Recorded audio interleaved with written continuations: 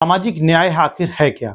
भारतीय संदर्भ में अगर बात की जाए तो सामाजिक न्याय का एक सीधा सिंपल सपाट आंसर जो है वो रिजर्वेशन है, वो आरक्षण है। चाहे वो शैक्षणिक संस्थान हो, एजुकेशनल इंस्टीट्यूशंस हो, और या फिर वो गवर्नमेंट जो सेवाएं होती हैं, सरकारी नौकरियां जो होती हैं, उनमें रिजर्वेशन से जुड़ा हुआ मुद्दा है। हालांकि सामाजिक न्याय को अगर देखा जाए तो इसका डायमेंशन, इसका विस्तार, इसका नेचर, इसको बहुत व्यापक हो सकता है। लेकिन अगर इंडियन रेफरेंस में देखा जाए तो भारत में सामाजिक न्याय को सिर्फ जोड़ा गया है आरक्षण से, और ये आरक्षण ही सामाजिक न्याय का पर्याय बन गया है।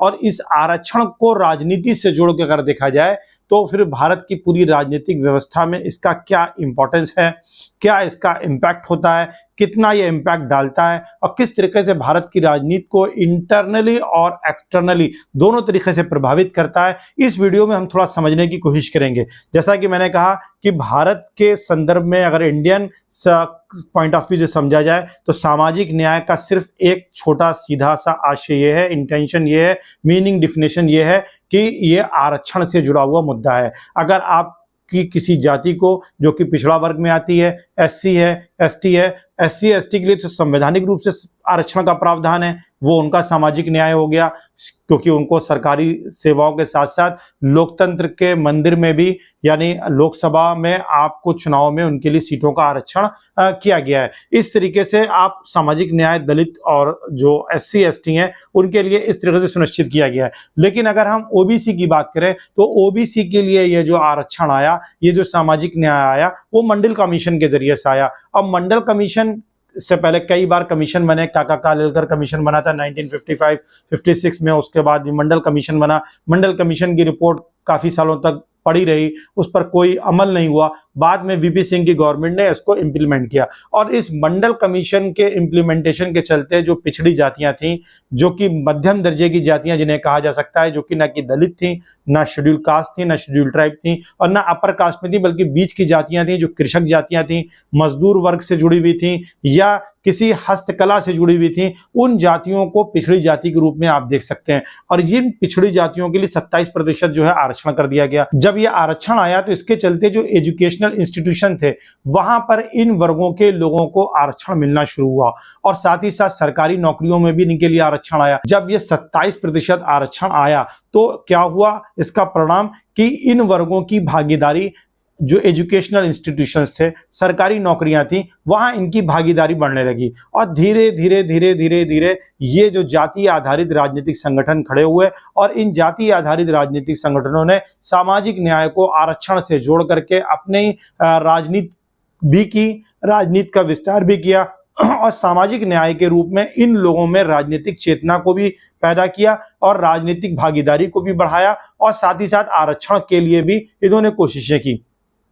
लेकिन बाद में धीरे धीरे आरक्षण में कई चीजें जुड़ती गईं, जैसे कि पिछड़ों का विभाजन इसी राजनीति के चलते हुआ, पिछड़ा और अति पिछड़ा, इसी तरह दलित और महादलित, और फिर आगे अगर हम देखें तो इसमें एक संवैधानिक डेवलपमेंट भी हुआ, कोर्ट के निर्णयों के जरिए से क्रीमी लेयर का कॉन्सेप्ट आया, फिर क्लासिफिकेशन का कॉन्सेप्ट आया। तो उसके चलते एससी एसटी के लिए भी सुप्रीम कोर्ट ने क्लासिफिकेशन की परमिशन दी है। हालांकि 2004 में सुप्रीम कोर्ट ने इसके लिए मना कर दिया था, लेकिन अब अभी हाल में सुप्रीम कोर्ट ने यह कहा है कि क्लासिफिकेशन कर सकते हैं, जिसके लिए भी कल भारत बंद भी हुआ।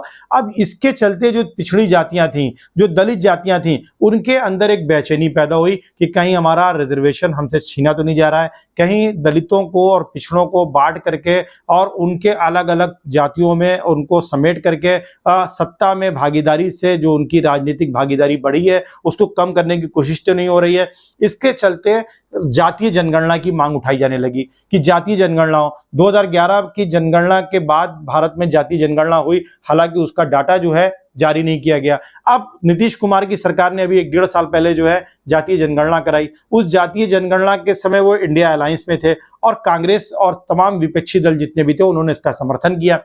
अब नीतीश कुमार आ गए केंद्र सरकार में, एनडीए के हिस्सेदार बन गए, उन्होंने इंडिया अलायंस को छोड़ दिया, लेकिन जातीय जनगणना का मुद्दा जो है वो कांग्रेस ने मजबूती के साथ उठाया, और राहुल गांधी जी के नेतृत्व में कांग्रेस का पूरा चरित्र ही बदल गया। ये कांग्रेस जो कि एक सेंट्रल विंग टाइप की पार्टी थी, जिसमें राष्ट्रवाद का पुट भी था, धार्मिक कहीं ना कहीं अपीजमेंट की पॉलिसी हिंदू मुस्लिम सभी पक्षों का कहीं ना कहीं वो अपीजमेंट भी करती रही है, और जातीयता के खिलाफ रहते हुए भी जाति आधारित सीटों का बंटवारा और राजनीति में उसका ख्याल भी रखती रही है। उस कांग्रेस के डीएनए में एक बारगी परिवर्तन आ गया और वो सीधे सीधे खड़ी हो गई कि हमें अपर कास्ट के वोट नहीं मिल रहे हैं। इलेक्शन दर इलेक्शन सारे अपर कास्ट के जो वोट थे, वो अपर कास्ट के वोट किसके पास जा रहे हैं? भारतीय जनता पार्टी के पास जा रहे हैं। और राहुल गांधी और उनकी टीम ने ये डिसाइड किया कि जब अपर कास्ट मेरे साथ नहीं है तो क्यों नहीं हमको अब सामाजिक न्याय की लड़ाई लड़नी चाहिए, और वो सामाजिक न्याय की लड़ाई में आगे उतरा है। और उन्होंने जातीय जनगणना की बात शुरू कर दी, उन्होंने पिछड़ों की बात शुरू करी, उन्होंने दलितों की बात शुरू करी, और ये कहना शुरू किया कि जो बजट आता है उस बजट का 95% या 96% जो है वो लोग तय करते हैं, जो अपर कास्ट से आते हैं, जिनकी जनसंख्या 2, 2.5, 3, 4% है, और 85% लोगों का बजट जो है वो लोग तैयार कर रहे हैं। अब इसके बाद वो सारी चीजें उभर करके भारतीय राजनीति में आई कि भारत की राजनीतिक दिशा बदलने लगी, और इस दिशा का परिणाम क्या है? 2024 का इलेक्शन। 2024 के इलेक्शन को अगर आप देखें तो अगर 400 का नारा भारतीय जनता पार्टी ना भी देती और ये 400 का मुद्दा ना भी बनता, तब भी जातीयता के आधार पर भारत की राजनीति में कांग्रेस का रिवाइवल होने जा रहा था। इस बात से आप इंकार नहीं कर सकते। हो सकता है 100 की जगह 80 सीटें कांग्रेस की आती, 75 सीटें आती, मगर कांग्रेस की सीटें बढ़ने जा रही थी, भारतीय जनता पार्टी की सीटें घटनी जा रही थी। और अब जिस तरीके से 69,000 शिक्षकों की भर्ती का परिणाम आया, विसंगतियां उसमें आरक्षण को लेकर के आई हैं, और अब सीधे सीधे जो सामान्य कोटि की सीट को अब मेन स्ट्रीम मीडिया भी क्या कह रहा है कि अनरिजर्व कैटेगरी की सीट, यानी अनरिजर्व कैटेगरी का मतलब सबके लिए ओपन सीट। और अब इस ओपन सीट का मतलब यह है कि 27% ओबीसी जो है वो, अगर आप 22.5% SC ST को माइनस कर दीजिए तो वो लगभग 77% सीटों के लिए फाइट करता है किसी भी नौकरी के लिए। और ऐसी अगर ST SC को आप मोटे तौर पर 23% मान करके माइनस कर दीजिए, 27% ओबीसी का माइनस कर दीजिए, तो 73% सीटें उसके लिए खुली होती हैं। और जर्नल के लिए इसी में संघर्ष अपने को करना है। अब ये कॉन्फ्लिक्ट ऑफ इंटरेस्ट है जर्नल कैटेगरीज में जो जातियां आती हैं उनके लिए, ओबीसी और ST SC के लिए।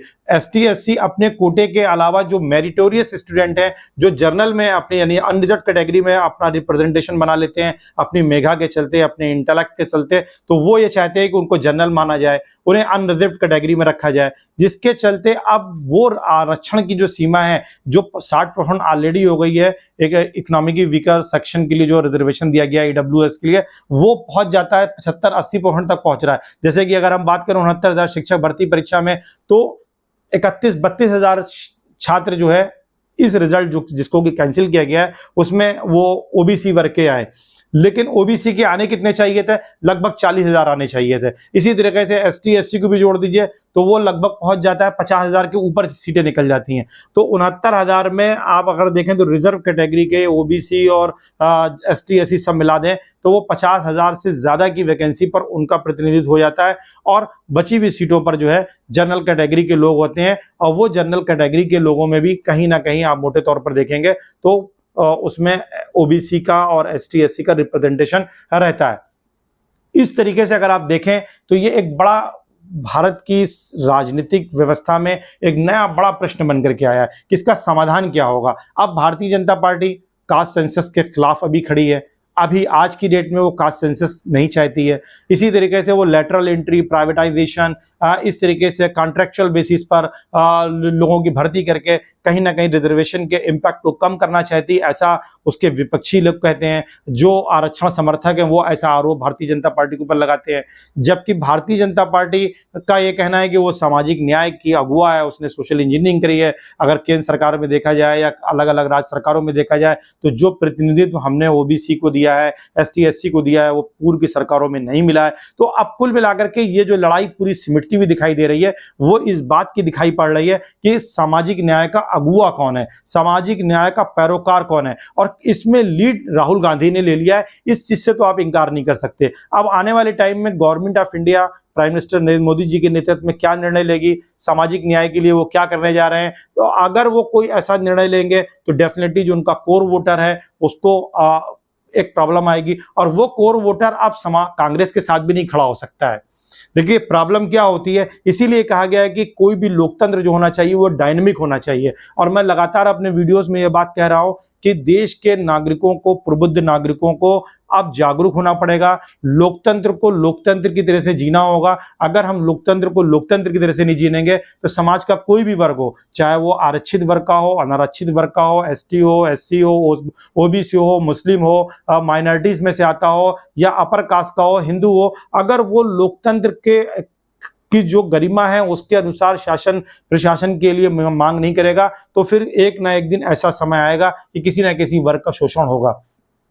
आज के डेट में अगर अपर कास्ट कांग्रेस के फेवर में गोलबंद होता है तो भी वो सामाजिक न्याय की लड़ाई कांग्रेस नहीं छोड़ने जा रही है। और इसी तरीके से अगर बीजेपी जो है सामाजिक न्याय के लिए खड़ी हो जाती है तो फिर सामाजिक न्याय के साथ जिस तरीके की के सवाल अपर कास्ट के लोग उठाते रहे हैं, अगर उन सवालों का समाधान नहीं होता है तो फिर वो भारतीय जनता पार्टी को वोट क्यों करे, ये सबसे बड़ा सवाल है। और इस सवाल का समाधान ही देश की राजनीति की दिशा और दशा दोनों को तय करने जा रहा है। इस चीज को समझने की जरूरत है और इसीलिए कभी भी किसी भी वोटर को किसी भी पार्टी का बंधुआ नहीं होना चाहिए, बल्कि उसका फोकस किस पर होना चाहिए, रोजगार पर होना चाहिए, महंगाई पर होना चाहिए, लॉ एंड ऑर्डर पर होना चाहिए, रूल ऑफ लॉ पर होना चाहिए। और मेरा यह प्रयास है कि देश में लोकतंत्र के प्रति जागरूकता है, देश में अधिकारों के प्रति जागरूकता है। राजनीतिक दल जनता का शोषण ना करें, राजनीतिक दल जनता अपने हितों के लिए सत्ता में आने के लिए